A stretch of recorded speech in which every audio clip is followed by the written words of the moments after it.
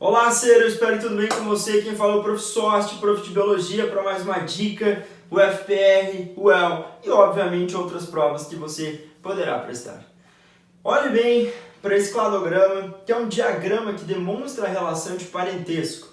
Aqui eu tenho uma parte do filo Chordata, que é representado pelo grupo dos craniados ou vertebrados. E uma parte deles também, eu deixei de fora os agnatos, os vertebrados ou craniados sem mandíbula. Aqui nós temos os craniados ou vertebrados gnatostomados para a prova. Então a primeira pergunta que pode aparecer é: o que é um vertebrado ou craniado gnatostomado? É um craniado ou vertebrado que possui mandíbula. Qual foi a importância da mandíbula? A mandíbula facilitou os animais a triturarem os alimentos, a mastigarem esses alimentos, a predar, a carregar os seus filhotes e ainda a remover os fundos oceânicos no início da evolução da vida nos ambientes aquáticos. Quando nós pensamos no cladograma dos diferentes grupos, eu coloquei algumas características. Então a mandíbula, ela apareceu e ela foi compartilhada por esses grupos: peixes, anfíbios, répteis, aves e mamíferos para a nossa prova. Nós temos apêndices locomotores, os vertebrados ou craniados fazem uma saída para o ambiente terrestre. E essa primeira saída se dá aqui a partir de ancestrais dos anfíbios. Então a característica aparece e é herdada pelo grupo à frente. Lembrando que a gente tem uma linha imaginária de tempo, esse tempo foi passando e essas novidades, essas características derivadas ou apomorfias foram aparecendo e foram herdadas pelos grupos à frente.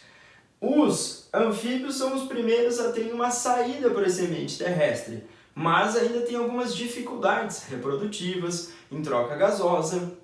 Os apêndices locomotores e ainda o surgimento de pulmão tenta amenizar pressões como a atmosférica para o animal se manter em locomoção e ainda fazer uma troca gasosa. Mesmo o anfíbio tendo pulmão, boa parte da sua troca gasosa ainda é executada pela pele. No próximo momento evolutivo, o surgimento do ovo amniótico. E esse ovo amniótico possui o anexo embrionário chamado de amnion. Além dele, saco vitelínico, córion e alantoide, que são anexos que garantiram funções para o embrião e a postura de ovos fechados com casca, cleidóicos, com essa bolsinha chamada de amnion para o desenvolvimento embrionário, sem o contato com o ambiente aquático. Mas lá dentro do amnion tem o líquido amniótico que garante o desenvolvimento ou protege esses animais contra a desidratação, contra variações térmicas, contra choques mecânicos. O surgimento do ovo amniótico herdado pelo mundo reptiliano, das aves e dos mamíferos. Então a prova pode questionar a grande novidade para a conquista definitiva do ambiente terrestre, ovo amniótico.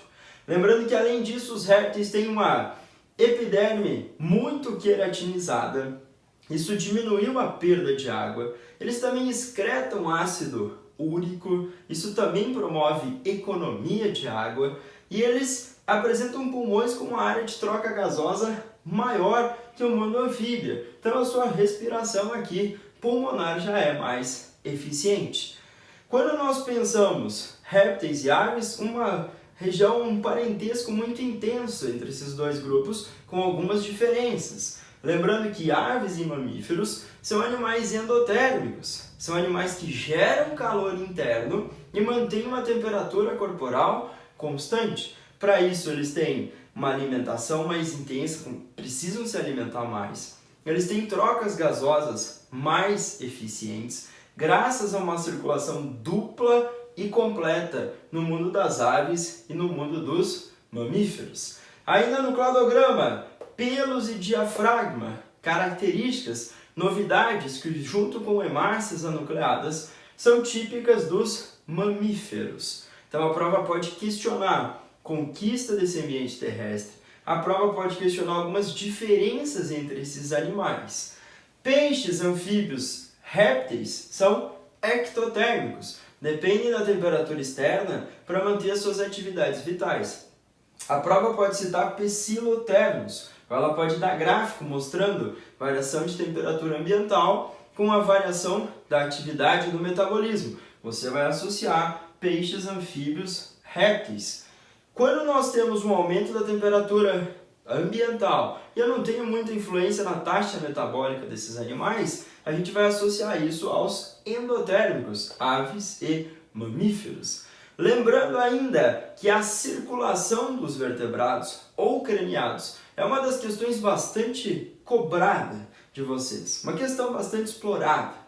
Peixes, 2 cavidades no coração, uma circulação simples e completa.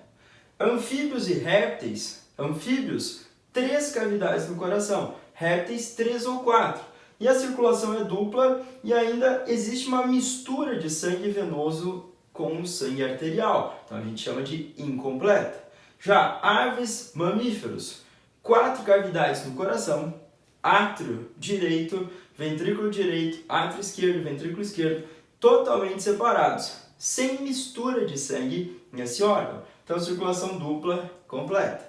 Põe aí, peixes, 2 cavidades, anfíbios, 3 cavidades ou câmaras cardíacas, répteis, 3 ou 4 câmaras, aves e mamíferos, 4 câmaras ou cavidades no coração. Associe com a endotermia também em aves e mamíferos. E a prova pode trazer essas observações. Então, obrigado.